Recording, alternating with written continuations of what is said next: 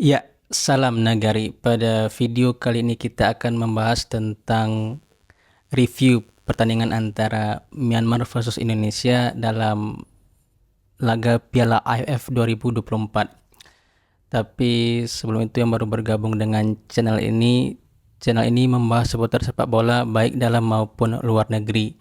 Jadi yang baru bergabung minta tolong subscribe-nya dan tekan tombol like-nya agar channel ini berkembang. Ya, Timnas Indonesia mengawali Piala AFF 2024 dengan kemenangan 1-0 menghadapi Myanmar.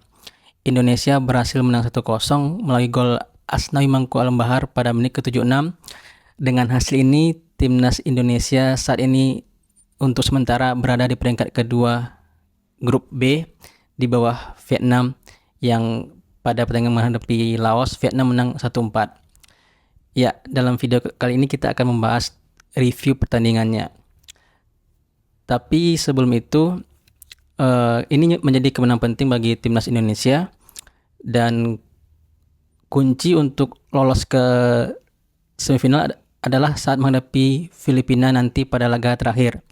Karena kalau sesuai skenario, besok menghadapi Laos kita juga akan menang. Saat menghadapi Vietnam itu akan sulit kalau kita kalah, dan menghadapi Filipina adalah kunci untuk lolos ke semifinal jika Vietnam sapu bersih 4 pertandingan grup B ini. Jadi penentu lolosnya nanti menghadapi Filipina. Kalau imbang menghadapi Filipina nanti akan tergantung selisih gol. Jadi ya, kunci untuk lolos ke semifinal adalah saat menghadapi Filipina, karena secara kualitas Vietnam menjadi tim yang paling diunggulkan di grup ini. Yang kedua baru Filipina dan Indonesia. Ya, kita akan review pertandingannya. Sebelum itu, pada pertandingan kali ini Coach Sintayong tetap memakai formasi 3-4-3, di mana di posisi penjaga gawang ada Cahya Supriyadi, 3 back ada di tengah ada Kadek Arel, di kanan ada Muhammad Ferrari, dan di kiri ada Doni Tri Pamungkas. Sedangkan wingback kiri ada Nico dan wingback kanan ada Pratama Arhan. Sedangkan 2 gelandang di tengah ada Zainuddin Faris dan Arkan Fikri. Dan 3 di depan ada Hoki Caraka, Arkan Kaka, dan Marcelino Ferdinand. Ya, pada pertandingan di babak pertama, Indonesia sangat kesulitan untuk mengembangkan permainan. Wajar karena tim ini baru berkumpul tanggal 28 kemarin, hanya berlatih sekitar 10 hari. Jadi chemistry antara pemain masih kurang. Di babak pertama ini Indonesia sering kehilangan bola, sering melakukan long ball dan sulit untuk menciptakan peluang. Di babak pertama ini Indonesia hanya tidak ada shoot on target. Jadi di babak pertama ini kita harus akui bahwa Myanmar bermain lebih bagus. Dia mendapatkan beberapa peluang, salah satunya saat umpan yang hampir saja menjebol gawang Indonesia. Untung tendangannya melebar, dan satu lagi tendangan yang membentur misar gawang. Ya, di babak pertama ini kita harus akui bahwa Myanmar bermain lebih baik, walaupun di ball possession Indonesia lebih unggul. Di babak kedua, Coach Sintayong langsung melakukan 3 pergantian, di mana Asnawi masuk, Rafael Strike juga masuk, dan Victor Detan juga masuk, menggantikan Arkan Kaka, Zainuddin Faris, dan Nico.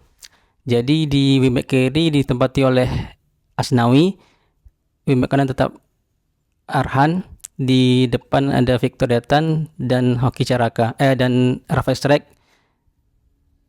Jadi di depan ada Hoki Caraka, Rafael Strike.